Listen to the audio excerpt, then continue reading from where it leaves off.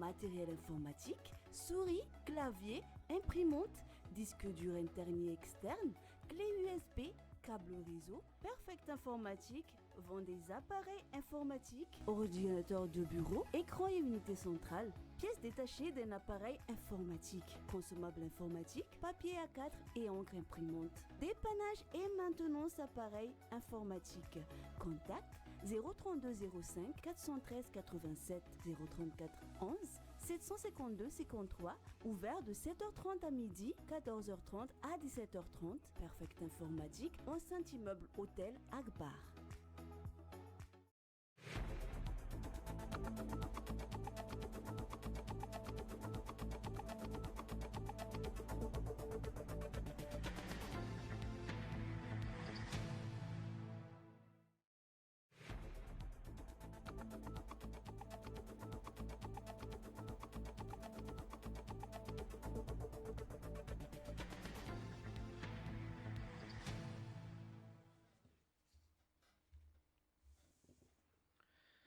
Zoma 2 septembre 2024 tomboko lasy tomboko vavy fa tafaraka amitsika indray amin'ity fotoany fampahalalam-baovao ity anasako anao ampanajana anaraka ny antsepliany zany hatramin'ny farany miaraba tomboko lasy tomboko vavy misy ny vahiny zay horaisitsika ihany koa mandritra n'izao fotoany fampahalalam-baovao antoandro eto amin'ny radio telenakay izao fa hoentitsika isantarana ny fotoany fampahalalam-baovao dia resaka tranga eny anivon'ny fiarahamonina atao amin'ny fokotany ny tsara rano ambany atao amin'ny vakiparitra faharoa izany misy andrin-jiro iray zay efa tena antitra ao amin'ity vakiparitra faharoa fokotany ny tsara rano ambany ity zay atahoran'ny mponina sao iteradoza izany andrin-jiro zay efa antitra izany efa nisy moa ny fitarainana zay nataon'ireo vahoaka ao antoerana teny amin'ny Jirama hatramin'izao mbola tsy nisy ny fandraisana an-tanana mikasika n'izao zava-misy izao araky ny fanadihadiana zay nataon'ny Judith Rakotovao.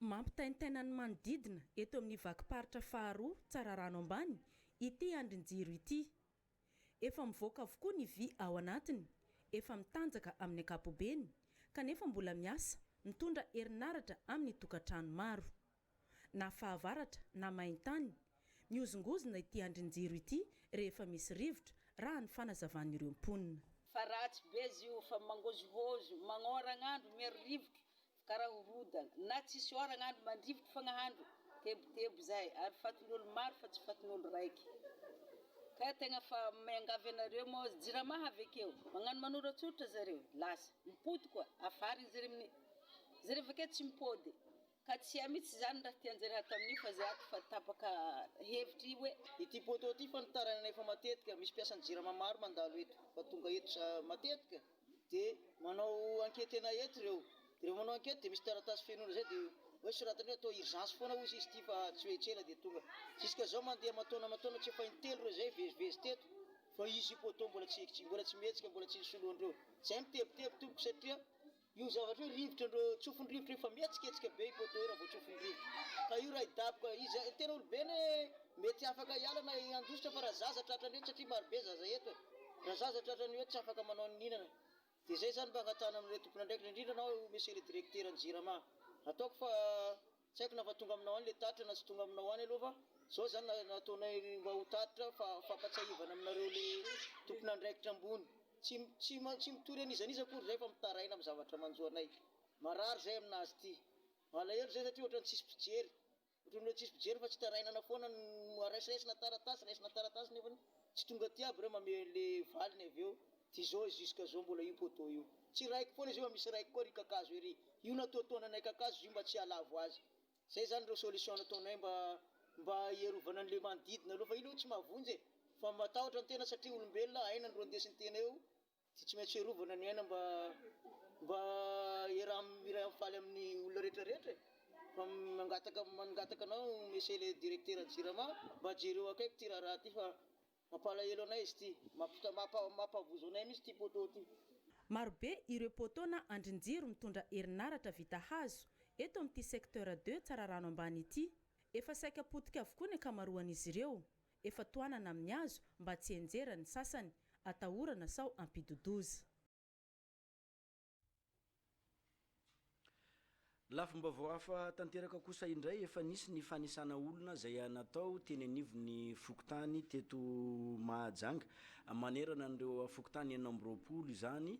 Maro ny olona zay mitaraina amin'izao fotoana izao, matahotra ny olona sao hiteraka fahasahiranana ny amin'ity fizarana nyity resaka vatsitsinjo zay miteraka resabe eto Mahajanga ity. Betsaka ihany koa ny olona zay sahirana noho izay fisiany fahamiana ara-pahasalamana teto Madagasikara izay ka miandrandra ny fanomezana n'izany vatsitsinjo izany. Mitondra fanazavana mikasika an'izay Judith Rakotovahoatrany.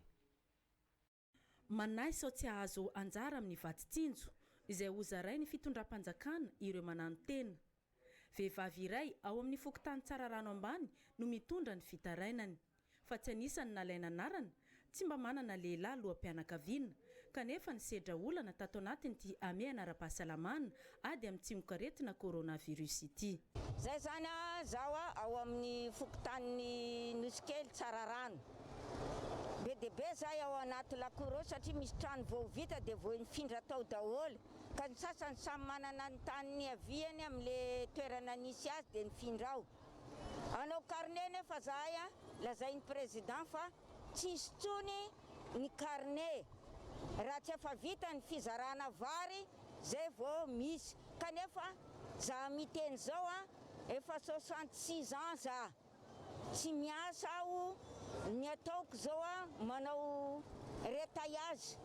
Ka i retaillages zany ny olona amin'izao fahasarotam-piainana zao tsisy vidy lamba, ary raha fa hividy lamba izy lamba toninazy nataony nividiny fa tsy vidy lamba le malalaka be, asa angamba mora be dia hoe retaillaina le izy rehefa avy eo.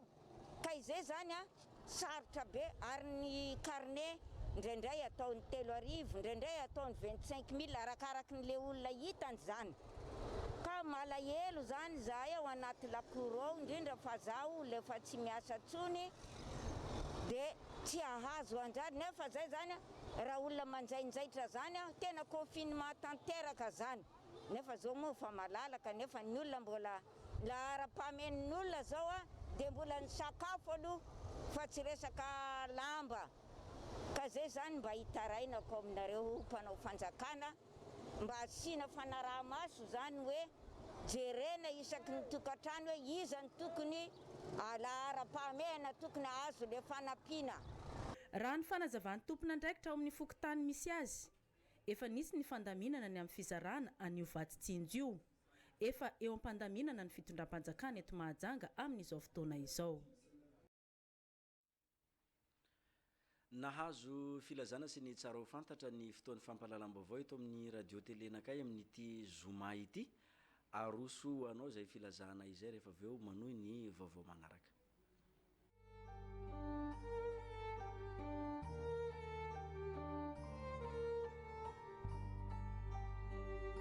Izao no fananganako velona, na dia maty aza dia mbola ho velona indray. Noho ny fahalasana tompoko lahy Razafy Mahatratra zay monina ao Manjarisoa dia manao fisaorana izahay vady aman-janany sy ny zafiny ary ny fianakaviana rehetra.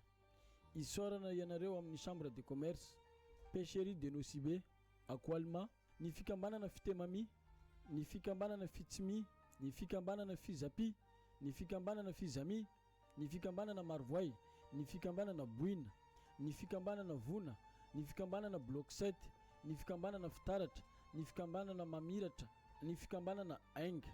Isaorana manokana ihany koa ny kristianina ao amin'ny vondrona Masimba Vizita, ny kristianina ao amin'ny fokotany Manjarisoa, ny fikambanana MDMK ao amin'ny paroasy Mahabibo, ny miaramila BMM Androvo, ny fikambanana Betatamo, ny fikambanana Belbaka, ny fikambanana Antanimora, ny fikambanana Bekapeka, ny fikambanana Maevatanana, ny fikambanana Mampikony sy 420 fokotany ary ny zanaka Manjarisoa any Andafy. Mialatsiny amin'izay tsy voatanisa, tsara levenana ny maty, enikajy ny velona, tsy voavalinay eny ny nataonareo. Fa Andriamanitra manan-kare-pahasoavany no eo amin'ny tokantranonareo tsirairay avy. Misaotra tompoko.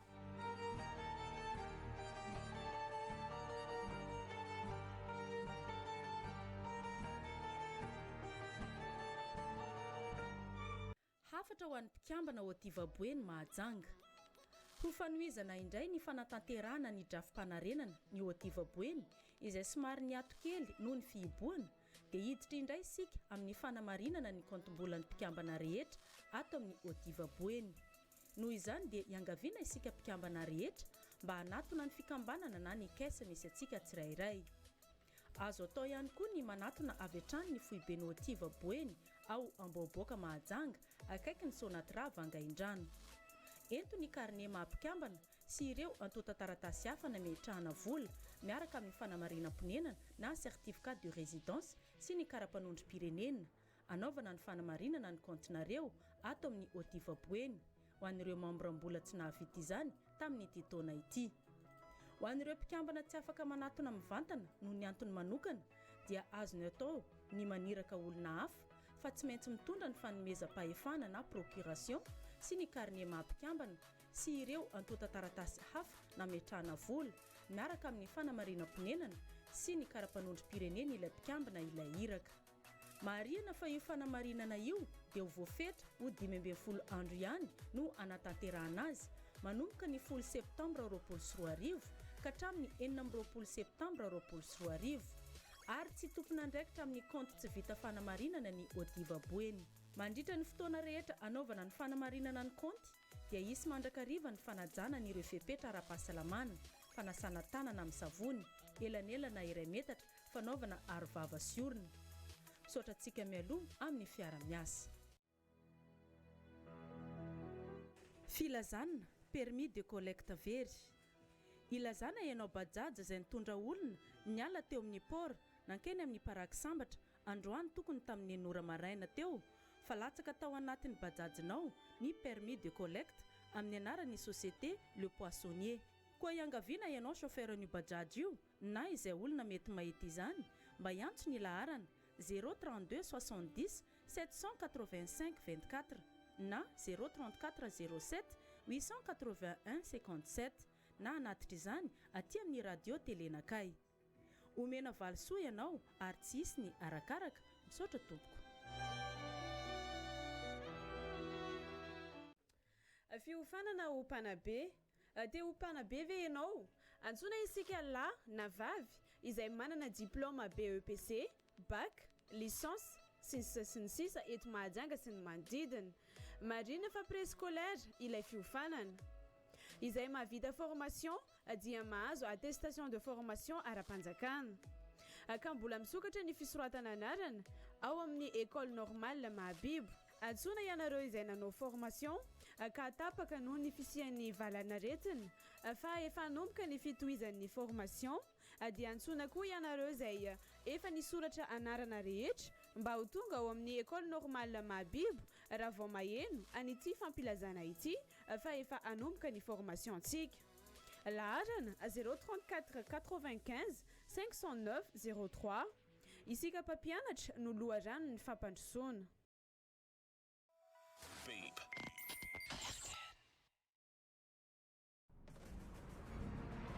Stianao arafesina ve ny taolina ao aminao? Ao amin'ny Kankerisoa misy loko natokana ho an'ny taolina marika safira. Misy loko maro be afaka isafidiananao andokona ny taolinanao. Raha hividy ianao dia misy ny boîte de 4 kg sy 25 kg.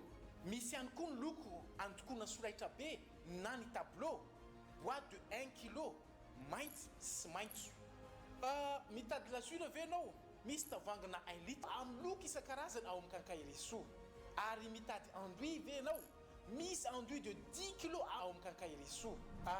Miaraka amin'ny Kankerisoa, voaloko izay tianao lokona. Mahazo toa mividy sy mampiasa. Kankerisoa, le plaisir de construire.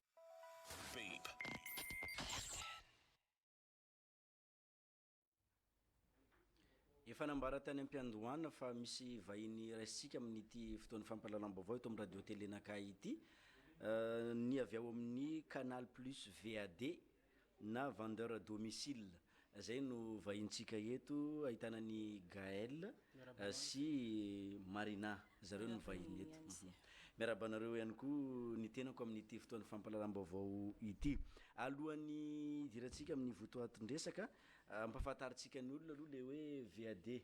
vendeur à domicile zay no fanalavana azy de inona ny zavatra atao amin'izany hoe VAD Canal Plus io zany. Gaël ngamba no isantatra azy. Misaotra anao nametraka fanontaniana.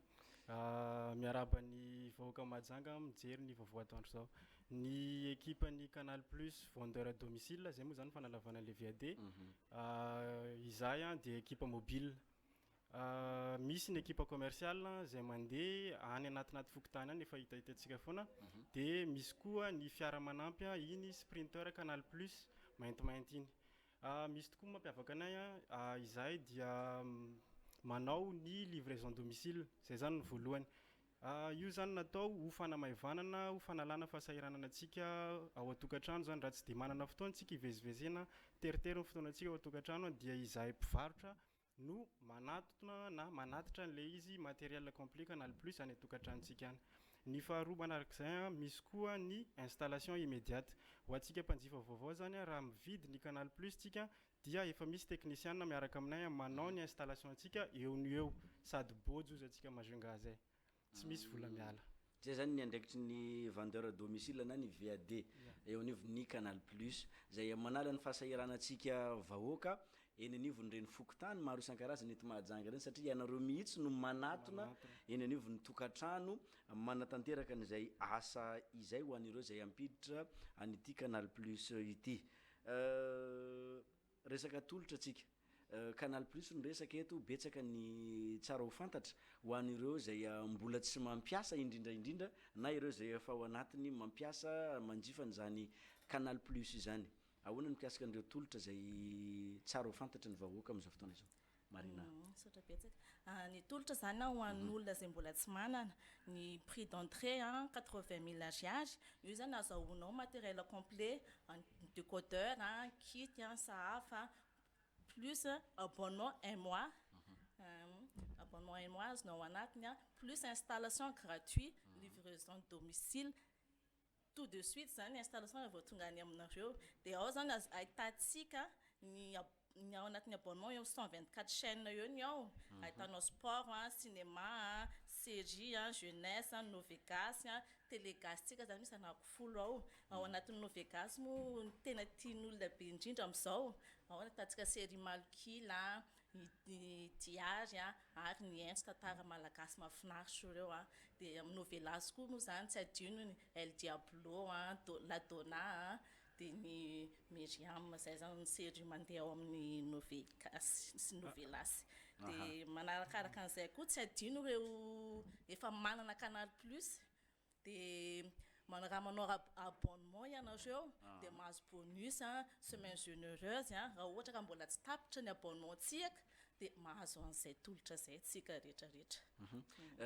Misy fanampiny kely ozy Gaël ato fanampinan'izay tolotra ao amin'ny Canal Plus ho anareo VAD zany de inona ny tsara ho fantatra ankoatran'le nambarany Marina. Anampiko kely an'izay vaovao be zany ao amin'ny Canal Plus nazahoantsika ny Bundesliga. Championnat allemand izy io ligue allemand azontsika amin'ity saison manaraka ity zany. De eo koa zany série A ny ligue italien zany championnat d'Italie hitantsika raha voantsika zany vao mampiditra mpanjifa vaovao tsika vao miditra am'le ticket d'entrée 80 000 ariary tsika na valo alina de efa mahita an'ireo sport reo zany tsika. Ndavary. Mifandimbinareo zany mitondra ny afatra ho an'ny vahoakan'ny Mahajanga Marina am'izay resaka Canal Plus zay de faranany Gaël reveo. Manentana antsika vahoaka malagasy eto Majunga zany indrindra raha ohatra anao mbola tsy manana Canal Plus manantoana ny Sprinter maintimainty iny fa vonona amasy amaly zay etapotsika any naizanaiza misy antsika eto Majunga. De ty misy ny laharan'ny telefona mety azahoananay raha ohatra ka any an-trano anareo mila an'izany 034 54 279 88 averina koa 034 54 279 84 na koa 034 54 272 49. Gaël azonao mihezana an'izay resadresaka zay mikasika ny Canal Plus. Fitiny kely zany le izy ny VAD zany na ny vendeur à domicile équipe mobile aza misalasala anareo manakana manantona anay manontany raha mandalo any tokantranonareo any aza misalasala anareo raiso an-tanandrory zareo reny de ny numéro averina kely 034 54 729 84 dia ny 034 54 272 49 dia ny toerana misy anay a eo amin'ny jardin kela eo amin'ny gargote filona ny tapany maraina dia any anatin'ny fokotany mandehandeha any ankizy a ny tapany folakandro dia manentana antsika zany a aza misalasara raha mbola tsy manana ianao mampidira ahitanao le zavatra rehetrarehetra zay mbola tsy fahitanao misaotra tompoko ohatrina moa le mampiditra canal plus ohatra voahiditra ny ticket d'entrée 80 000 ariary na 7 alina efa miaraka amin'ny abonnement ray volana miaraka mametaka anazy bojo eny ary isaorantsika Gaël sy Marina nanazava ny mikasika an'le hoe canal plus VAD na vendeur à domicile sy ny tolotra zay hitanao rehefa manjifany zany canal plus zany ianao tsara ho fantatra avokoa ireny rehetra ireny sy ny fanentanana zay noentin'izy ireo teo mirary soanareo avy amin'ny canal plus ary misaotra tompoko tozatsika ny vaovao avy any anivon'ny université ny Mahajanga niverina nozaraina tamin'ireo mpianatra eo anivon'ny université ny Mahajanga ny ambiny vary ho azy ireo tamin'ny maraina teo no nanatanterahana an'izany fizarahana izany teny amin'ny campus Ambondrona teny amin'ny université ny Mahajanga sy teny amin'ny cité ny mpianatra Tsaramandroso teny amin'ny cité Tsaramandroso no nanatanterahana azy io Crépin Randrianjafy mpianatra misa 100 eo anivon'ny université ny Mahajanga nondray ny sitraka fanomezana avy eo anivon'ny ministera ny fampianarana ambony sy ny fikarohana ara-tsiansa vary menaka voamena savony no natolotra azy ireo tamin'izany ireto mpianatra ireto no mbola tavela eo anivon'ny anjerimanontolo taorina ny nisian'ny valanaretina coronavirus iny mantsy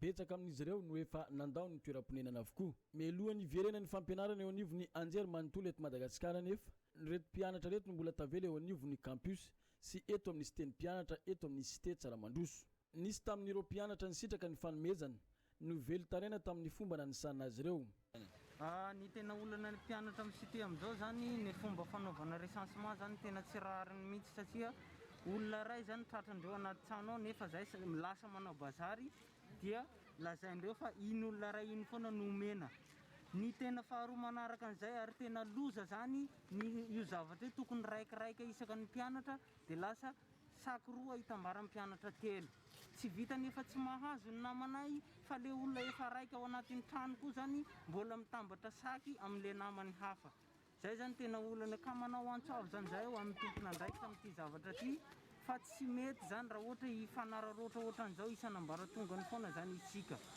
zay zany ny afatra anay mba jerevo akaiky makasika n'ity zavatra ty marina fa ambina vary zay efa nozaraina tamin'ny reto mpianatra reto teo aloha ihany no naverina nozaraina tamin'izy ireo no izy ireo zay mila fanampina satria tavelaka tsy afaka nody any amin'ny ray aman-dreniny avy misaotra ny fitondram-panjakana araka izany ary nisaotra ihany koa ny ministera ny fampianarana ambony sy ny fikarohana ara-tsiansa ny mpianatra zay nisitraka ny fanomezana misaotra fitondram-panjakana Naomi Vatsitsinjoanay mpianatra na dia somary elaela izy fa magnano zavatra tsy mora dia tsapanay fa mandrakariva zany misaotra ny fitondram-panjakana moa zany antsinjoanay mpianatra ao anatin'izao valanaretin'izao tsapanay moa zany fa manao zavatra tsy mora fa manana ray aman-dreny koa manareo fa misaotra betsaka tompoko misaotra betsaka ho an'ny fitondra fanjakana izay nalala tagnana nanomia ity vatsy ho an'ny mpianatra eto amin'ny cité Tsaramandroso ty za tsy nataony fitondram-panjakana ambanin-javatra araka izany ny mpianatra eo anivon'ny anjerimanontolo eto Mahajanga fa natao mitovy tahaka ny any amin'ny anjerimanontolo hafa any amin'ny faritany hafa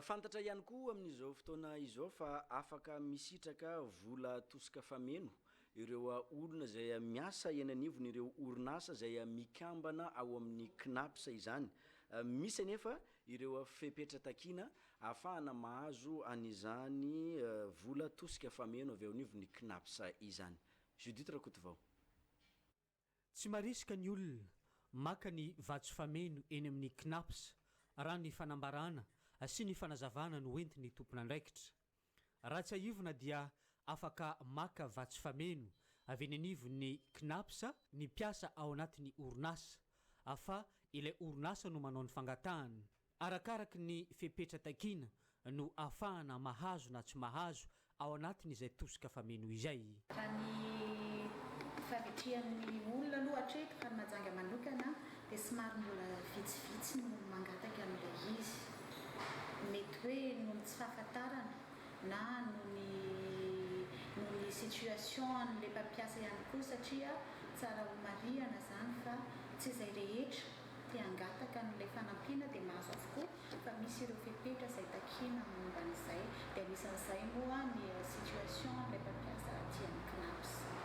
Dia ao anatin'izay dia ny olona afaka misitraka moa mifampitohy amin'izay ihany dia ny olona izay mba nafeno heritaona ny asa tao amin'ilay orinasa dia anisany nandoavana cotisation hatramin'ny 2019.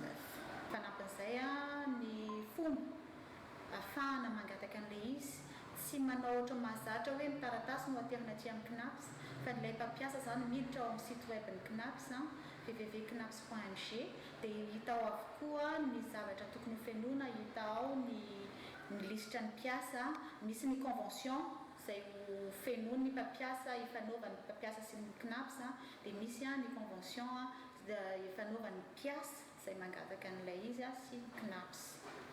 Dia raha mahakasika ny vola moa zany alefa ny CNAPS ny mpampiasa no mangataka an'ilay vola fa tonga dia alefa any amin'ny mpiasa tsirairay arakaraka ny safidin'izy ireo hoe alefa amin'ny banque, alefa par virement na alefa amin'ny amin'ireny any vola sy ny sisa ireny.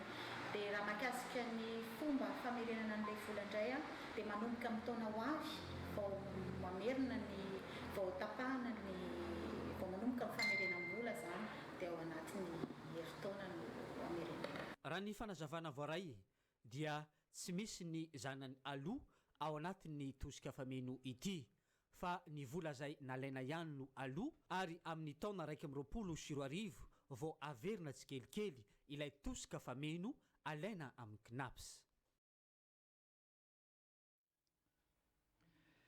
Zay ny avy any amin'ny CNAPS fa iverenantsika ny famakinany filazana izay voaray amin'izao antoandro izao rehefa avy eo misy ny vahiny hafa izay ho raisitsika ry zareo avy ao amin'ny postre malagasy.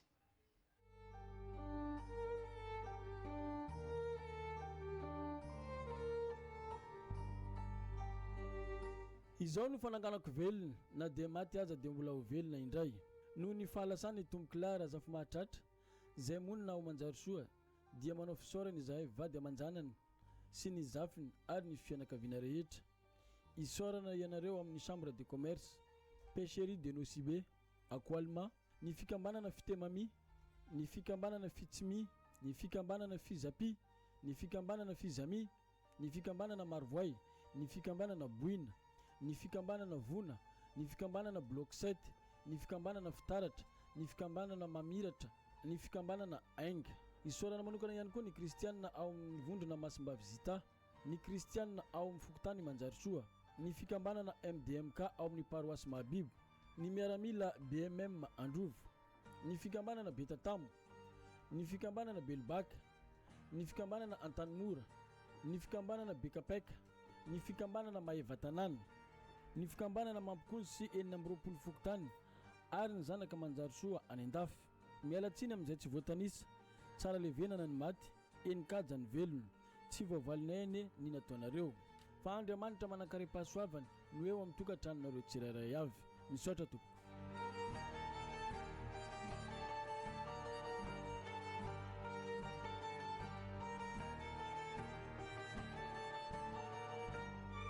Hafatra ho an'ny mpikambana Otivaboeny Mahajanga.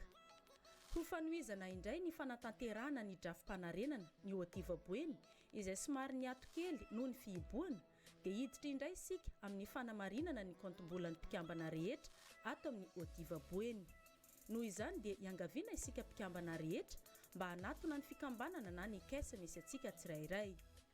Azo atao ihany koa ny manatona avy hatrany ny foibeny Otivaboeny ao Amboaboaka Mahajanga akaiky ny Sonatra Vangaindrano. Ento ny karne maha-mpikambana sy ireo antota taratasy hafa na metrahana vola miaraka amin'ny fanamarinam-ponenana na certificat de résidence sy ny karapanondrom-pirenena. Anaovana ny fanamarinana ny kontinareo ato amin'ny Otivaboeny ho an'ireo membram-bola tsy nahavita izany tamin'ity taona ity. Ho an'ireo mpikambana tsy afaka manatona mivantana noho ny antony manokana dia azony atao ny maniraka olona hafa fa tsy maintsy mitondra ny fanomezam-pahefana na procuration sy ny carnet mampikambana sy ireo antota-taratasy hafa nametrahana vola miaraka amin'ny fanamarinam-ponenana sy ny karapanondrom-pirenena ilay mpikambana ilay iraka. Marihana fa io fanamarinana io dia ho voafetra ho 15 andro ihany no anatanterahana azy manomboka ny 10 septambra 2024 ka hatramin'ny 14 septambra 2024 ary tsy tompona andraikitra amin'ny compte tsy vita fanamarinana ny Odiva Boeny. Mandritra ny fotoana rehetra anaovana ny fanamarinana ny compte dia isy mandrakariva ny fanajana n'ireo fepetra ara-pahasalamana, fanasana tanana amin'ny savony, elanelana iray metatra, fanaovana arovava sy orona. Misaotra antsika mialoha amin'ny fiara-miasa. Filazana permis de collecte very. Ilazana ianao bajaj izay nitondra olona niala teo amin'ny port nankeny amin'ny paraky sambatra androany tokony tamin'ny enora maraina teo fa latsaka tao anatin'ny bajajinao ny permis de collecte amin'ny anaran'ny société Le Poissonnier.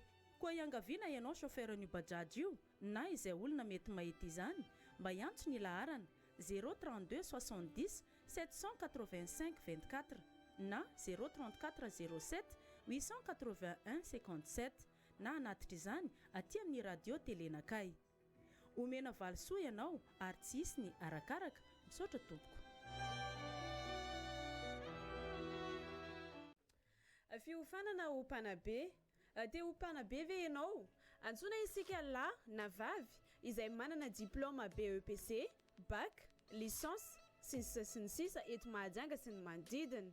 Marina fa préscolaire ilay fiofanana.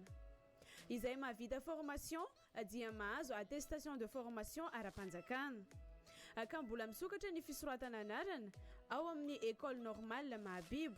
Antsoina ianareo izay nanao formation ka tapaka noho ny fisian'ny valanaretina fa efa nomboka ny fitohizan'ny formation dia antsoina koa ianareo izay efa nisoratra anarana rehetra mba ho tonga ao amin'ny école normale Mahabibo raha vao maheno an'ity fampilazana ity fa efa anomboka ny formation antsika.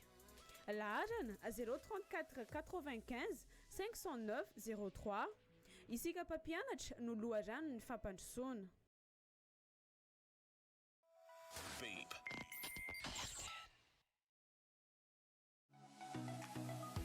Perfect Informatique, enceinte immeuble hôtel Akbar, vend des matériels informatiques, souris, clavier, imprimante, disque dur interne. Ny vahiny avy ao amin'ny poste malagasy eto indrindra Andriamato Gérard zay ato ankavanako ato eo ihany koa Andriamato Samson ato ankavia anazava amintsika ny tolotra misy eo anivony zany poste malagasy izany. Miaraba anareo mirahalahy tompoko tonga sondray am'izao vaovao atoandro zao. Miaraba tompoko. Iresaka antsika mikasika an'ireo tolotra izay misy ao amin'ny poste malagasy tafiditra ao anatin'izany ny poste monnaie, ny poste rapide sy ny fiaraha-miasa amin'ireo mpiara-miombonantoka amin'ity poste malagasy ity ohatra amin'izany ny Jirama, ny avy ao anivony Knaps ihany koa. Hovoaboasantsika ireo rehetra ireo. Andriamato Gérard, ny tolotra misy ao amin'ny poste malagasy tompoko hitondra fanazavana ianao ny amin'izay. Misaotra indrindra no fitenenana miaraba ny vahoaka ny Mahajanga rehetrarehetra. Ny poste malagasy moa zany dia arak'izay anaran'izay fa orinasa malagasy zato isan-jato. Dia mampiasa ny misy service anankiroa goavana lehibe ao. Dia ny service financier sy ny service postal. Ka ao anatin'izany service financier zany misy ny tolotra maro isan-karazany. Rahantsika malala manko mbola ao anatin'ny amena ara-pahasalamantsika izao ary ny poste malagasy ihany koa dia anisany ireo service réquisitionné.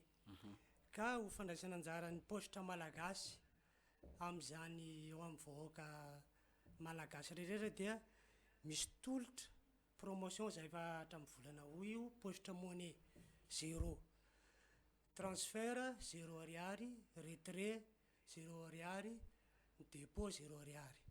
Raha azo fitinina zany dia araka le fitenitsika hoe bojo daholo aloha zavatra rehetra fanokafana compte ihany koa mbola bojo 0 ariary.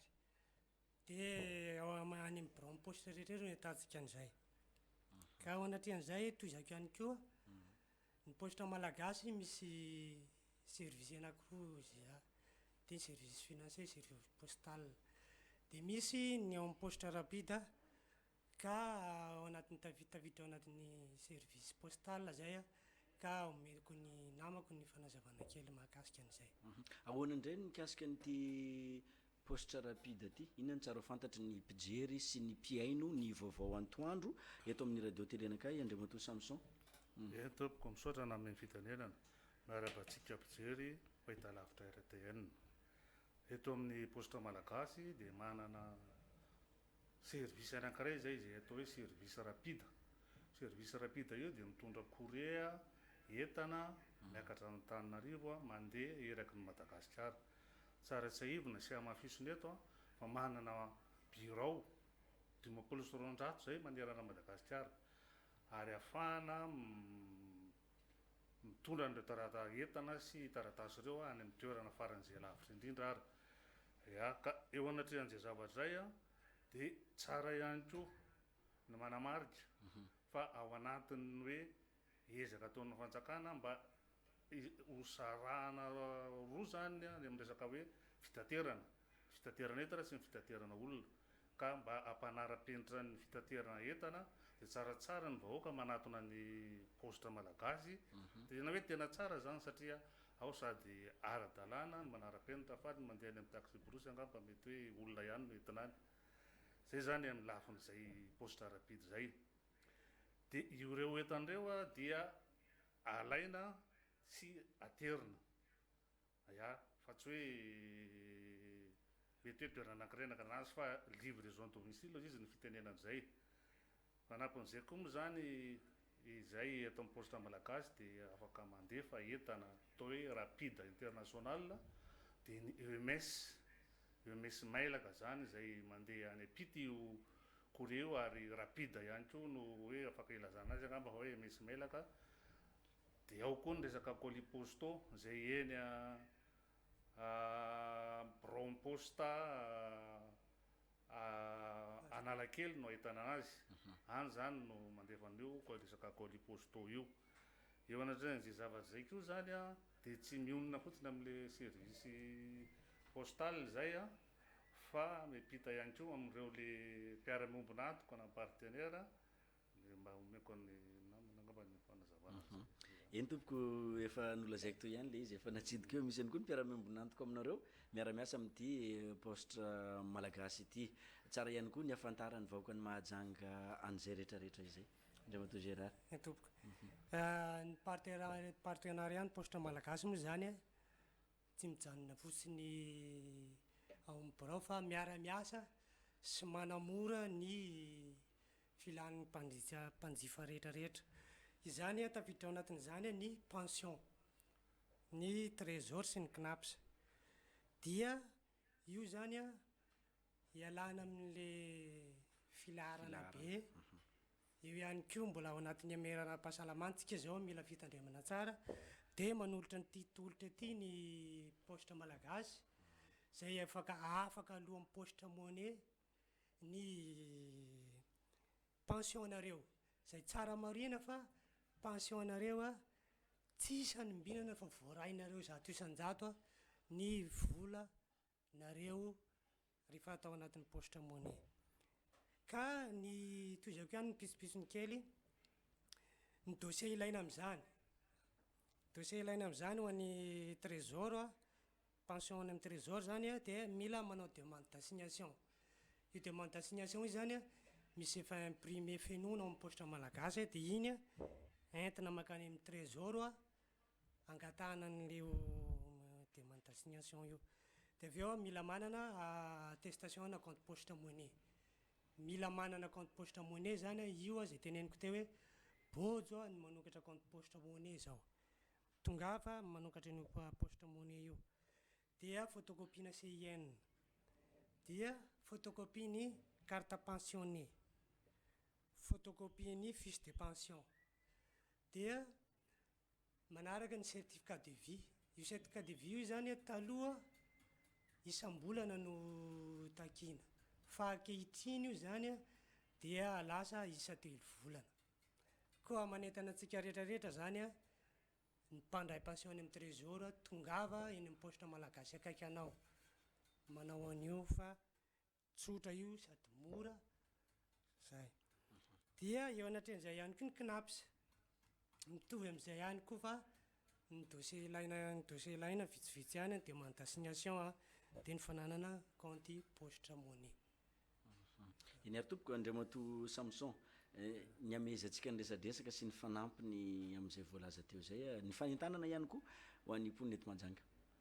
Ya misy kely adiny kely ndray zavatra kely any anisan'ny partenaire-ny poste malagasy koa ny JIRAMA zany afaka andoavana jiro any facture iny mba ilana ny filaharana be sy ny fotoana very dia manampy atsika foana amin'ny poste malagasy ary mivoatra ho atsika mba ahafahantsika manamora ny fiainana indrindra moa amin'izao amena ara-pahasalamana zao ilana ny fatangorongoronana fa dia malalaka ny bron poste zay misy anakefatra eto Mahajanga renivohitra dia ny any ny bureau poste lehibe indrindra akaiky ny cathédrale dia ny ao Mahabibo dia ny any amin'ny coliposto eny Analakely akaiky ny Somapesy zany dia ny anankiray ato any Baobaba City ny faefatra manentana atsika vahoaka ny Mahajanga mba anatona an'ireo borao raha mila fanazavana bebe kokoa fa ilaina ny poste ary manamora ny fiainana no mivoatra ho atsika foana poste malagasy. Zay zany le hoe poste malagasy mivoatra ho anao manamora ihany koa ny fiainatsika ny avy ao anivon'ny poste malagasy. Tsy aivina fa Andriamato Gérard no nivahiny teto sy Andriamato Samson zay miasa eo anivon'izany poste malagasy zany nitondra fanazavana nandritry ny minitra vitsy mikasika an'izay tolotra rehetra omeny poste malagasy antsika izay. Mirahasoa anareo ary tompoko mankasitraka. Misy ihany koa ny tsara ho fantatra avy ao amin'ny fiangonana Vahao ny oloko fandaharam-potoana amin'ity herinandro ity ny amin'izay fotoam-pivavahana izay Vahao ny oloko eny amin'ny fokotanin'ny Aranta no arahintsika. Ya amin'ny fofefaliana indray ny arabanantsika tsara avy aty anatin'ny tokantrano aty amin'izao fotoana izao Pasteur Fall indray no manoloana antsika ao anatin'ity fandarana ity iresakitsika no ny amin'ny fotoana lehibe indrindra zay hototosaintsika eo amin'ny espace Renso Parcage National izany fotoana izany. Misy fotoana manko maheno fandarantsika any amin'ny radio na mety mba naheno fandarana ihany tsika teto tamin'ny heriny toy izao dia tsara mampafantatra antsika fa ny lohevitra goavana be zay voizintsika ny amin'ny fotoana amin'ny sapotsy rapitsy zany dia mbola ao anatin'le lohevitra goavana be tsika manao hoe inona no ataoko mba ahafan'Andriamanitra neno anasanantsika tsirairay avy aty anatin'ny tokantrano mihitsy io fotoana io fotoana io dia tsy hanavakavahan'olona io fotoana io dia tsy jerena sarangan'olona na jerena karazana tokom-pinoana fa na izy ianao na izy ka mety hoe mety aminao manatrika an'io fotoana io dia asaina manokana mihitsy ianao hiazakazaka hanatrika an'io fotoana io satria misy karazan-javatra anaky roa zay horesahana hoe inona ny antony mahatonga an'Andriamanitra tsy meno ny olona na hoe inona ny antony mahatonga antsika tsy ho tahin'Andriamanitra. Ireo zavatra anankiroa zany ny zavatra horesahantsika satria be dehibe manko ny akamaroan'ny olona amin'izao fotoana izao no mivavaka fa tsy mahatsapa an'izany hoe fiarahana feno tanteraka miaraka amin'Andriamanitra izany na hoe fitahiana avy amin'Andriamanitra izany satria be dehibe nge mpinona mivavaka fa marary tsy mahatsapa fanasitranana dia iresahantsika zany mba ahafahan'Andriamanitra mino antsika ahatonga an'Andriamanitra hanasitrana antsika tsiraray avy zany hoe io aretina mahazo anao io mihitsy dia mila karazany zavatra anankiray zay ahafahan'Andriamanitra miaino antsika ahatonga an'Andriamanitra hanasitrana antsika ary misy fotoana iaintsika ihany koa ato anatin'ny tokantrano mety tratrana karazana ohatrany hoe karazana blocage na resaka varotra misy fotoana ianao mivarotra manao tena hoe manao zay faran'izay tena faralaneninao mihitsy manao an'le karazana varotra mitady vola fa mahagaga sy mampalahelo dia ny hoe zay ataonao ohatrany tsy mety zany daholy dia amin'io fotoana io no anasantsika zany hoe ny rapitso zany no anasantsika no anasananao mihitsy zany tena mariny ho anasananao mihitsy hoe hiazakazaka satria eo ny andraisanao toromarika andraisanao hery andraisanao toroteny ary andraisanao karazana délivrance zany hoe ao anatin'io délivrance io de alohany anaovana délivrance aminao manko de mandray hery ianao aloha zany hoe mivavaka mifampiresaka amin'Andriamanitra, mila tafaray amin'Andriamanitra ianao. De ao anatin'io délivrance io no andraisanao famonjena ary petrahan-tanana ianao na entina mbavaka ianao ao anatin'io fotoana io. De ianao nefa raha ny anatin'ny tokantrano fotsiny no mieritreritra hoe andray karazana ohatra hoe fanafana fotsiny tsy afaka ianao satria misy zavatra ao anatin'io fotoana io no ahafahan'ilay karazana fanahy mamatotra anao na karazana lay sakana zay mahatonga anao tsy hotahin'Andriamanitra. De ao anatin'io fotoana io ihany koa no andraisana torolalana hoe ahafahanao mifandray tanteraka amin'Andriamanitra satria matetika manko rehefa manomboka tsy haitsika zay le hoe mifandray amin'Andriamanitra zay de matetika tsy miaino atsika Andriamanitra satria tsika tsy miaino azy. De zay indrindra no mahatonga anazy zany miantso manao hoe andao hiazakazaka aloha anatrika le fotoana goavana be ho anao mety tratrana karazana sakana amin'ny resaka hoe varotra izay na mety ianao ihany koa mety tratrana korotana tokantrano miady foana nareo mivady misy antony ao fa ny ao anatin'ny ten'Andriamanitra manko raha mandinika atsika ny any amin'ny Galatiana 5:22 de milaza tsara manao hoe fa ny vokatry ny fanahy dia fitiavana. De raha ohatra zany ka ny fanahiny Jehovah no ao anatintsika na ny fanahiny Jesosy no ao anatintsika tokony tsisy korotana zany ato anatin'ny tokantrano fa mahatonga an'ilay korotana ao anatin'ny tokantranontsika ny mahatonga an'ilay olana ao anatin'ny tokantranontsika de misy fanatafiditra ao de ny fanahin'ny satana zany na ny fanahin'ny devoly. Ka izay indrindra ny anaovana antsoavo antsika mety hoe ianao koa tratrana fanilitiliana eo amin'ny piraitapona eo amin'ny ray aman-drenina mety eo amin'ny fiarahamonina de ndao tsika anantona ny fotoana io io fotoana io de fotoana miavaka kely io fotoana io raha de neny tamin'ny sabotsy de tena nanaovana antsoavo teto tamin'ny tele tamin'ny herin'ny androany moa de hoe tena betsaka ny olona tonga ary betsaka ihany koa nandray ary maro nandray famonjena ka de asaina tsika hiazakazaka andao tena tsy jery olona tsy jery tavan'olona na hoe ena maso fa ndao hiazakazaka tsika satria fa maro no nandray famonjena maro nandray fanafana nandray vahaolana ka de zay ngamba ny fandarantsika satria ny fotoanatsika eto de manapitra ihany fa ao am-piangonana rapitra zany fotoanatsika manomboka amin'ny valo ora maraina io fotoana io zany hoe amin'ny valo sasany io zany fa miditra ny fotoana fa mifatongavanao amin'ny valo tongava daholo lazao ny namana mety hoe misy tsy nahita an'izao fantaran'izao lazao ny namana mba hiazakazaka hiaraka anantona ny fotoana io fotoana io de ny espace Rinso parc case national zay fa de manapitra ihany fotoanatsika eto fa de tahiny tompotsika tsiray avy ato anatin'ny tokantrano. Eo amin'ny lafiny fanabeazana ny resaka fampianarana ho an'ny fanadinana ara-panjakana CEPE zay notanterahina tamin'ny talata teo iny efa miditra amin'ny fanambarana ny noty ny avy eo anivon'ny farim-piadidim-pampianarana mahajanga faharoa amin'izao fotoana izao raha ny amin'izay fanadinana ara-panjakana CEPE izay efa nanomboka ny maraina teo izany fanambarana ny noty izany. Efa vita tsara avokoa ireo taratasy-panadinana raha ny vaovaovoaray araky ity fanadiadina ity. Judith Rakotovao. Tsy maintsy ezahana avoaka amin'ny farany ity herinandro ity ny voka-panadinana CEPE ho an'ny farim-piadidim-pampianarana na sisko ny mahajanga faharoa. Efa voaangona sy tonga avokoa ireo taratasy-panadinana voatsara ka eto amin'ny lycée Antanimalandy no anambarana ny noty rehetra nanomboka androany zoma 12 septambra 2024 maraina.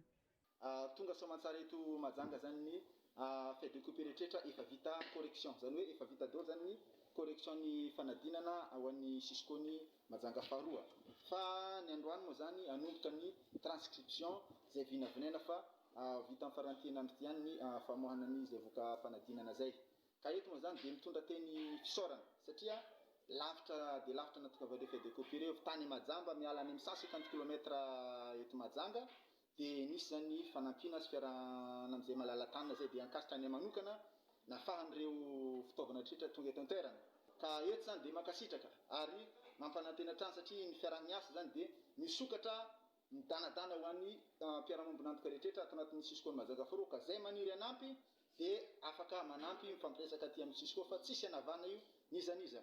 Midadasika ny sisko ny mahajanga faharoa ary sarodalana niara-ny farimbona ny fitondram-panjakana tamin'ny fanangonana n'ireo taratasy-panadinana voatsara ireo ahafahana miroso amin'ny dingana hafa indray. Iverenantsika farany ny famakinana ireo filazana zay voaray.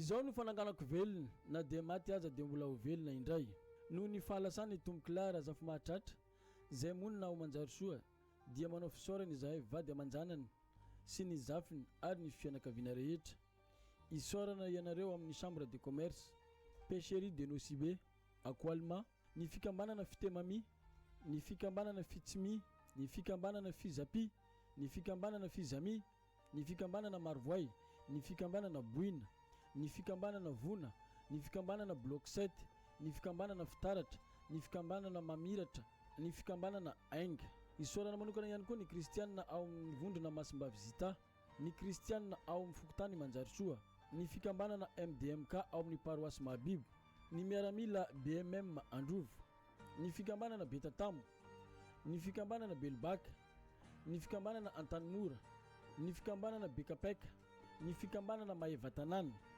ny fikambanana Mampikonsy sy enina amby roapolo fokotany ary ny zanaka manjary soa any Andafy mialatsiny amin'izay tsy voatanisa tsara levenana ny maty enikajany velona tsy voavalinay eny ny nataonareo fa Andriamanitra manankarem-pahasoavany no eo amin'ny tokantranonareo tsirairay avy misaotra tompoko.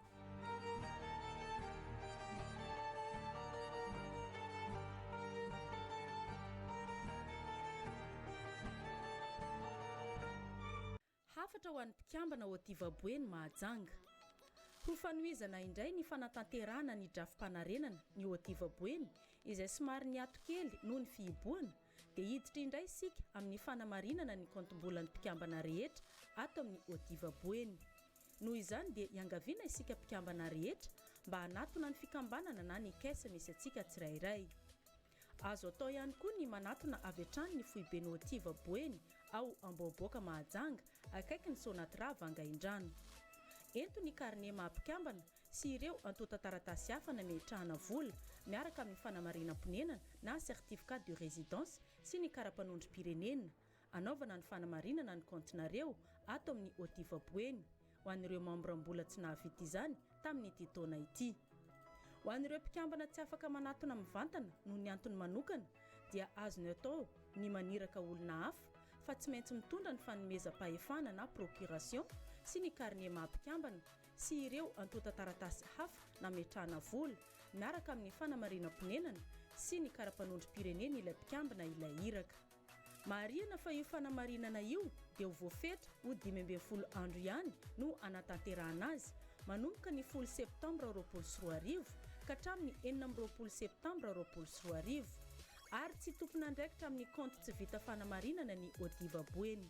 Mandritra ny fotoana rehetra anaovana ny fanamarinana ny konty dia isy mandrakariva ny fanajana ny ireo fepetra ara-pahasalamana, fanasana tanana amin'ny savony, elanelana iray metatra, fanaovana arovava sy orona.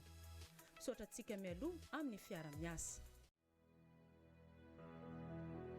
Filazana permis de collecte very. Ilazana ianao bajaja izay nitondra olona niala teo amin'ny port nankeny amin'ny paraky sambatra androany tokony tamin'ny nora maraina teo fa latsaka tao anatin'ny bajajinao ny permis de collecte amin'ny anaran'ny société Le Poissonnier. Koa iangaviana ianao chauffeuran'io bajaj io na izay olona mety mahita izany mba iantso ny laharana 032 70 785 24 na 034 07 881 57 na anatitra izany aty amin'ny radio telenakay. Omena valisoa ianao ary tsy hisy ny arakaraka. Misaotra tompoko. Fiofanana ho mpanabe te ho mpanabe ve ianao? Antsona isika lahy na vavy izay manana diplôma BEPC, bac, licence sy ny sisa eto Mahajanga sy ny manodidina. Marina fa préscolaire ilay fiofanana. Izay mahavita formation dia mahazo attestation de formation ara-panjakana. Ka mbola misokatra ny fisoratana anarana ao amin'ny école normale Mahabibo. Antsona ianareo izay nanao formation ka tapaka noho ny fisian'ny valanaretina fa efa nomboka ny fitohizan'ny formation dia antsona koa ianareo izay efa nisoratra anarana rehetra mba ho tonga ao amin'ny école normale Mahabibo raha vao maheno an'ity fampilazana ity fa efa anomboka ny formation antsika. Laharana 034 95 509 03. Isika mpampianatra no loharano ny fampandrosoana. Babe,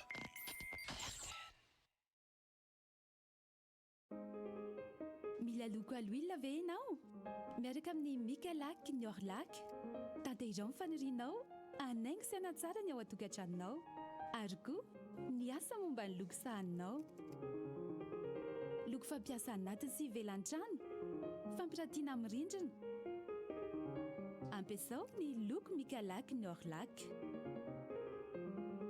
voafehy tanteraka ny kalitao miaraka amin'ny Orlac. Orlac, osez la qualité. Distributeur exclusif de la peinture Orlac. Fibasom, le prix, le choix, la qualité. Babe.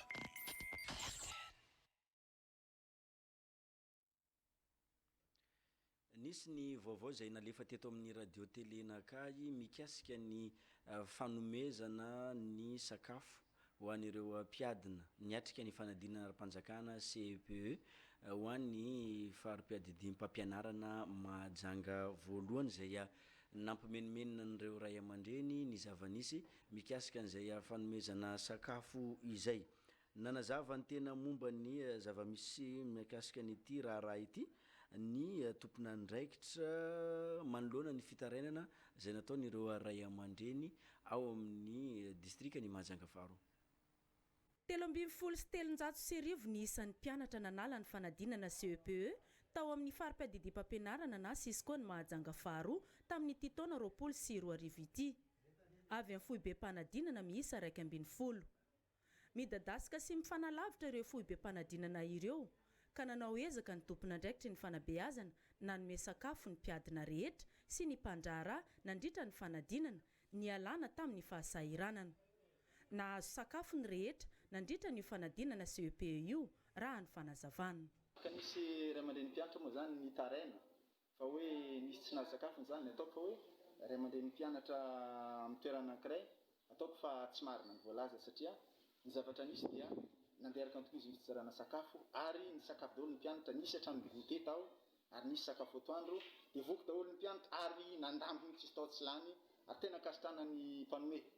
Eto zany dia misokatra ary tsy mbola nankaty maravarana ny sisy fanabeaza satria fanabeazana dia tsy vitany rery, tsy vitany amin'ny Cisco Mahajanga faharoa rery ihany izy io fa mila fanampiana, mila fanomezan-tanana amin'izay mahalalaka ny rehetrarehetra ka dia afaka manampy ny Safizapo, afaka manampy ny Teletsikoly, afaka manampy ny TM Cisco zay maniry hitondra fanampiana ahafahantsika mampandroso ny fanabeazana anatin'ny Cisco Mahajanga faharoa ka tiana ny manamarika fa mandeha araka ny tokon'iziny fanampiana sy ny fikarakaran'ireo zanakatsika ireo ary ezaka tsany atsika hikatsaka ny fampandrosoana ho an'ny fanabeazana ho tombotsoan'ny zanakatsika anatin'ny Cisco ny Mahajanga faharoa. Efa hiditra amin'ny fanomanana ny fanadinana BEPC indray ny fari-piadidim-pampianarana ny Mahajanga faharoa amin'ny herinandro avy io rehefa mivoaka ny vokam-panadinana CPE amin'ny farany ity herinandro ity. Ny fiangonana vahaony oloko avy any amin'ny fokotanin'ny Mahajanga be zany hoe ny ampasika indray no mitondra fanazavana manome ihany koa ny fandaram-potoana ho an'ny fotoam-pivavahana ny amin'izay fiangonana vahaony oloko zay tary ny pasteur Rijaso izany eny ampasika fokotanin'ny Mahajanga be arahantsika indray ny mikasika an'izay. Ampifaliana tompoko no entina mandroso ao atokatrantsika mianakavy amin'ny tian'io mahafinaritra ity tononona mandrakariva ny fahasoavana sy ny fiadanan'ny tompo ho amintsika rehetra mpanaraka izany. Manana anisan'ny fotoana ngeza be tsika ary ampitso asabotsy amin'ny valora maraina tsy diso eny amin'ny trano fivavahana vahaony oloko exa ofimanta pasika Mahajanga be ombadika ny orinasa Komama. Fotoana iray avaka tokoa satria anafahana anao raha tratrandray ny karazana asana devoly na herin'ny maizina miverimberina mamantotra toy ny hoe tratrana famisaviana dia tsy mahatsanga ny zavatra na avy teo amin'ny toerana ambony fa potika indray zany vokatry le famisaviana. Misy ihany koa karazana asana devoly izay mampitotongana ny fiainan'ny olona izany hoe mitondra fahantrana lalina mitondra troso mitondra fahampitehana eo amin'ny fiainan'ny olona dia izay indrindra no anton'ity fotoana ity izay efa niomanantsika hoy teo anatrehan'Andriamanitra tamin'ny alalana vavaka sy fifadikanina izay noentintsika ihany koa akasitraka sy hanome voninahitra an'Andriamanitra noho ny fahafahantsika mianakavy miverina indray mifampitoana ny antranon'Andriamanitra na dia manaraka ny lamina rehetra ara-pahasalamana raha iny tsy azo adino fa dia samy manatanteraka an'iny isika mianakavy na ny elanelana na ny kasibosy na ny fanasana tanana reny rehetra ireny dia atao daholo fa ny mahafinaritra aloha na izay na tsy izay dia ny hoe afaka miverina ny antranon'Andriamanitra isika mianakavy a miaina mivantana amin'ny fanatrehan'ny tompo mandray toriteny ary anisan'ny tena ngeza be dia ny fanafahana ny olona anankiray tao anatin'ny fatorany betsaka no mijoro vavolombelona eo satria tao anatin'izay fotoana ela tsy nafahana nakany antranon'Andriamanitra izay dia betsaka ny voahity tao anatina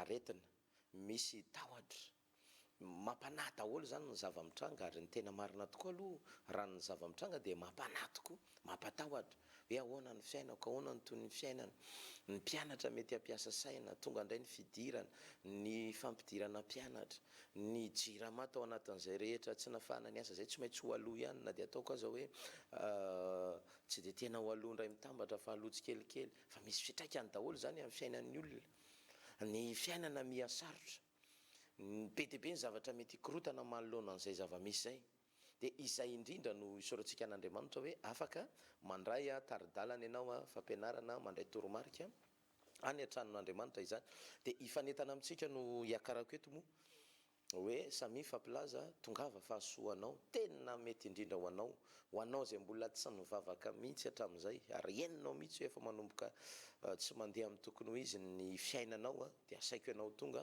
fa mahasoanao fa tongavanao ho anao matsampaindray hoe tsinjinjin-javatra tratranasana devoly miandro valim-bavaka ianao fa trany tsy mety tonga dia eo no tsy maintsy hijerentsika ifotony hoe inona no tsy mahatonga an'ilay valim-bavaka fa maninona ilay valim-bavaka no tsy tonga ary hoe fa maninona ihany koa no tafiditra teo amin'ny fiainan'ny olona le asana devoly ahoana ny ahafahan'le olona teo ampelantanan'ny fahavalo be da be ry havana ny zavatra mila ianarana mila jerena ary tokony ho tafavoaka avokoa nefany zay rehetra manatona an'Andriamanitra zay rehetra hoy manatona an' Jesosy dia tokony ho tafavoaka avokoa tao anatin'izay karazana ady tranga misy zay zava-miseho zany eo amin'ny fiainan'le olona Andriamanitra irery ihany no tsy mandisy fanantenana ho anao efa tena matsampa hoe tokony mba efa hiakatra amin'ny fiainana mahafinaritra nefa nohatra ny tavela eo ihany dia mety ho anao indrindra ty fotoana ity satria anaovantsika an'izay vavaka matanjaka délivrance lehibe zay io fotoana io manomboka amin'ny valora maraina trano fivavahana vahoan'olo koa ex-ofy matapa asika Majangabe ambaditry ny orinasa Komama ampitany PP Barday Analakely eo amin'ny écran eo laran'ny telefônina dia afaka mandray ianao ny tenako pasteur Jason mandray ao anatin'izay raha miaino onjam-peo ianao dia ny 034 21 753 50 na ny 033 76 388 88 dia afaka miantso ara mila fanampanazavana eto moa fanentanana foy ao anatin'izao vaovao izao fa raha mpitso dia tena iaintsika ao anatin'ny fotoana mahafinaritra tena niomanantsika teo anatrehan'Andriamanitra mba hanafahana anao amonjenanao ahafahanao mandray taridalana mazava mba hiainanao amin'ny fitahin'Andriamanitra rehetra izany ka dia tongava fa asoanao ny fotoana ho antsika rehetra tsy hakanavaka ho anao mba te hampitombo hery ho anao mba te hitombo fahasoavana dia hoy hoe mety amintsika rehetra indrindra moa ny voafatotra aretina tsy sitrapanafody fandresahako teo reny tsy matsangan-javatra be da be mety ho endrika isehon'ny fahavalo mamotika sy mandrava amin'ny fiainan'ny olona fa ny amin'ny fanentanana dia ny hoe manana anjara fa asoantsika mianakavy ity fotoana ity raha mpitso amin'ny valora maraina trano fivavahana vahoan'ny olo koa ex-ofy matapa asika Majangabe ao ambadiky ny orinasa Komama ny sampam-piangonana rehetra dia misokatra avokoa ny trano fivavahana vahoan'ny olo koa afaka miditra any ianao masoanao daholo zany rehetra izany samy eo tahin'Andriamanitra veloma tompoko. mitohatra ny hetsika zay ataony solombavam-bahoaka ny Madagasikara voafidy teto amin'ny distrikany Mahajanga voalohany ramatoa Rahantanirina Lalao na député Nina zay no afantarany vahoaka ny Mahajanga azy hetsika sosialy zay efa nahafantarana azy hatramin'izay tamin'ity ndray mitoraka ity omaly nisy ny fiantsona ireo lehibe ny fokotany 4 eto Mahajanga teny amin'ny trano fonenany zany solombavam-bahoaka ny Madagasikara izany nisy ny fizarana zay fanomezana toy ny zava-maneno izy ity teo eny koa ny jiro zay nomena anazavany eny anatin'ny fokotany eny nomena nireo lehibe ny fokotany 4 eto Mahajanga ireo zay notrony ny mpanao gazety raha teo ity zava-nisy ity Crépin Randrianjafy no mitatitra ny vaovao notolora ny ramatoa solombavam-bahoaka ny Madagasikara Rahantanirina Lalao na Nina fanomezana tahaka ny fanamafisam-peo sy jiro manazava ny tanàna miisa 3 avy ny fokotany 4 eto Mahajanga totosa ny alakamisy maraina teo ny lanonana fanolorana zany teto amin'ny trano fonenany eto mahavoky avaratra Betamanga. Misy moa lay vola ho an'ny fampandrosoana eo anivony ny teny maera-pirenena isaky ny solombavambahoaka le hoe CLD dia natsapa zany izahay fa inona ny zavatra mampijaly an'ireny fokotany reny eny anivony fokotany resaka sonorisation ary indraindray misy zavatra ilaina an'ireny tampoka nefa na le vola ampelantanana raha tsy misy dia zay zany natonga anay hoe zavatra ilain'ny vahoaka reny ilain'ny chef fokotany dia rehefa mamory vahoaka izy dia zay natonga anay nana tsy hevitra vao naniry tamin'ity confinement ty io rehefa hevitra hatramin'ny taona lasa nataoko proposition tamin'ny zareo hoe omeko sono tsirairay isaky ny fokotany nareo mba hoentinareo miasa ho an'izay asa ataonareo eny anivony fokotany zay. Natsidiky ny ramatoa solombavambahoaka nandritra ity fanolorana fitaovana ho an'ny chef fokotany ity ny mety ho fizotra ny fampandrosoana sy ny fanatanterahana ny tetikasa rehetra zay nampanantenainy ny filohan'ny repoblika ho an'imponiny Mahajanga. Manaraka an'izay dia misy koa moa le fanamboarana pont zay efa hanomboka ary eo ihany koa ny fanamboaran-dalana zay projet présidentiel magnataka amin'Andriamanitra antsika tsy ho ela ateo zay efa nilaza tamintsika koa fanomboka ny asan'ny gymnase amin'izao fotoana zao efa tonga ny fitaovana anaovana an'io gymnase couvert io ary ho avy tsy ho ela eto amintsika ny ministre ny tanora sy ny fanatanjahantena zany anomboka afanomboanana zay asa zay. Eo ihany koa ny école manara-penitra zay efa vita sy ny tranomora zay efa vita eny Amborovia ary tsy ho ela moa dia misy ny fitokanana lehibe zay atao an'io école manara-penitra io. Amin'ny resaka jiro indray dia zavatra iarahantsika mafantatra fa tena mavaivay ny insécurité dia ny hitanay ny olana amin'io koa zany amin'le maizina ny tanàna dia miezaka zahay ary isoranay moa zay mipeny tanàna ampisolotoerana amin'izao fotoana zao zay miara-miasa aminay akaiky amin'izay éclairage public zay. Reo jiro reo koa zany dia tafiditra lampidirinay tao anatin'ny volan'ny CLD ihany koa. Isan'ny vahaolana iray afahana mamongotra ny tsy fandriam-pahalemana eo anivony fokotany eto Mahajanga araka izany ny hazavana. Ilain'izy ireo ihany koa ny fanamafisam-peo indrindra fa rehefa tonga ny fivoriam-pokon'olona. Faly araka izany ny lehibe ny fokotany zay nahazo ny fanomezana ka hanolotra zany ho amin'ny vahoaka.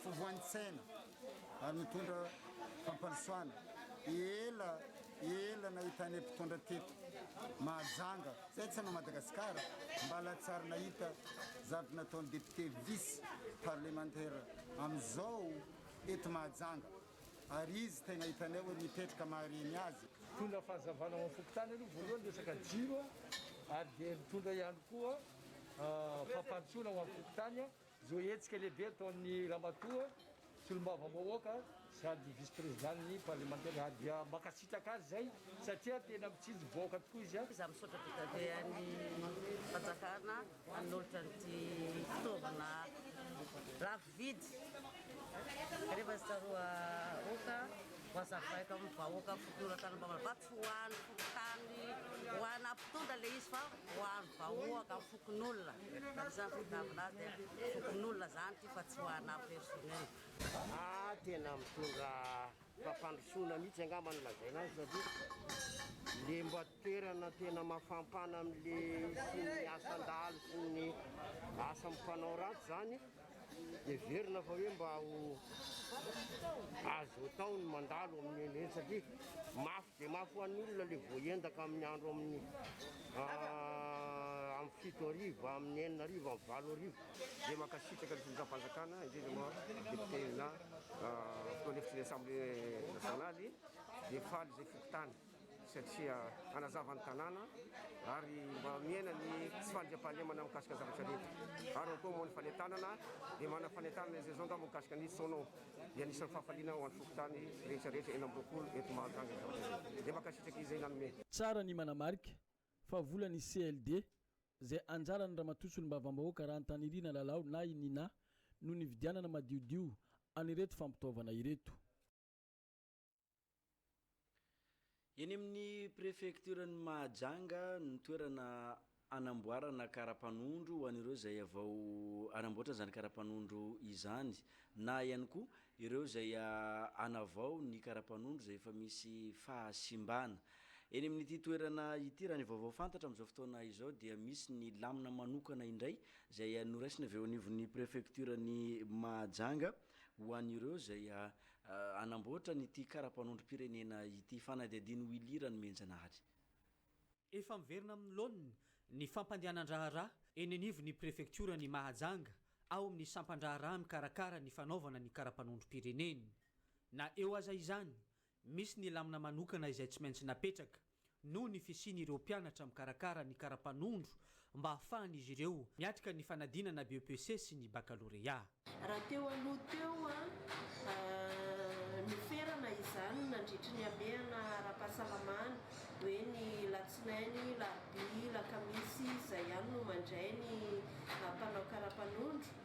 Dia ankehitriny kosa dia efa mandray isan'andro ny ety anivo ny prefecture amin'izay fanaovana karapanondro izay. Ho an'ny mpianatra manokana dia isaky ny alarobia dia mpianatra fotsiny no raisina manao karapanondro mba tsy hampivezivezy be an'izy ireo satria sarobidy be ny fotoana ho an'ilay mpianatra anao fanadinana dia ny alarobia ihany izany no fanaovana karapanondro. Ny ankoatran'izay afaka mandray ny olona rehetra fa fotsiny mbola ao anatin'ny fandaminana ihany koa dia ferana ny olona raisina isan'andro sy mety maro mety 200 na 300 no olona tonga eto isan'andro no anao an'izay karapanondro izay fa ferana le izy eo moa voafetra hoe adiny 5 isan'andro ny fotoana isan'andro ihany koa ao anatin'izay mbola misy no fandraisana ny fijerenany sy ny fanamarinana ny dosieany olona tsirairay avy ny seziany reny karapanondro reny ny pitsopitso ny toy ny fandrefesana fakana empreinte digitale sy sisa izany rehetrarehetra izany misy fotoanany ilana fotoana be dia izay mahatonga le hoe ferana mety amin'ny 30 na 70 isan'andro eo ny olona afaka raisina. Efa misy ny fandaminana manokana araka izany ary tokony hanaraka ny lamina napetraka ny rehetra amin'ny fikarakarana ny karapanondrom-pirenena.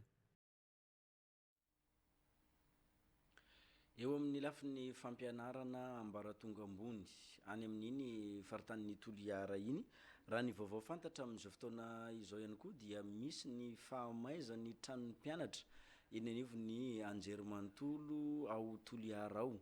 Fanadihadiana tanteriny Aldora Kotorlala mikasika an'izay zava-misy any an-toerana izay. May ny alakamisy 10 septambra tolakandro ny trano vondro izay fonenan'ny mpianatra any Manday ao amin'ny université ny Toliara. Raha ny fanamboavao voray avy amin'ny ministeran'ny fampianarana ambony sy ny fikarohana ara-tsiansy 20 ny isan'ireo trano vondro may ka misa 20 ireo mpianatra izay may trano tany an-toerana. Ny ambiny kosa dia mbola any amin'ny ray aman-dreniny nandritra ny fotoana fihibony sy ny fiverenan'izy ireo any amin'ny toerana misy azy. May daholo ny entana tao anatin'ireo trano ireo araka ny fanampim-baovao voray hatrany. Tsy misy ny naratra, tsy misy ihany koa ny ainana fohy nandritra ity vony aniseho tao amin'ny université ny Toliara ity. Omaly ihany dia nafindra vonjomaika ao amin'ny amphi ireo mpianatra tsy manan-kialofana. Nanomboka ny maraina kosa ny fizarana vatsy ho fanampiana ireo mpianatra mandra-pahatonga ny fanampiana maro samihafa ho azy ireo.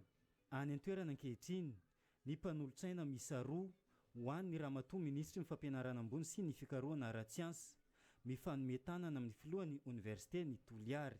Efa ao anatin'ny tetikasa ny ministeran'ny fampianarana ambony sy ny fikarohana ara-tsiansy ny fanorenana trano fonenana ho an'ny mpianatra ao Manday ao amin'ny université ny Toliara ka ho atomboka alohan'ny faran'ny taona izao izany. Izay ny fanapahan-kevitra noraisiny ramatoa ministra Profesora Asomakoy Elia Beatrice raha nandalo nitsidika tany amin'ny université ny Toliara ny tenany tamin'ny volana marsa lasa teo iny. Dia izay ihany koa tompoko lasy tompoko vavy ny masaka azona roso antsika nandritry nyty fotoan'ny fampahalalam-baovao teto amin'ny radio telenaka ity tamin'izao zoma 12 septambra 2024 izao. Isaorana isika tany an-tokantrano tany nanaraka hatramin'ny farany fotoan'ny fampahalalam-baovao. Mankasitraka ny namana teknisiana sy ny mpanao gazety izay ananampy ka nafahana nanolotra nreratsipriam-baovao teo ireny. Ny sampana fampahalalam-baovao dia manome fotoanantsika anio amin'ny 7:00 ny vaovao amin'ny fitenim-paritra. Fotoana metrako ny veloma mandrapitafa ho amin'ny manaraka indray tompoko lasy tompoko vavy. Veloma tompoko. Perfect Informatique, enceinte immeuble hôtel Akbar.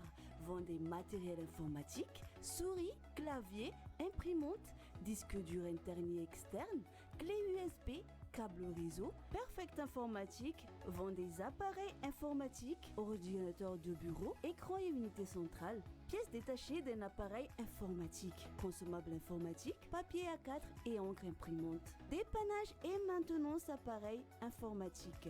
Contact 03205 413 87 034 11 752 53, ouvert de 7h30 à midi, 14h30 à 17h30. Perfect Informatique, enceinte immeuble hôtel Akbar.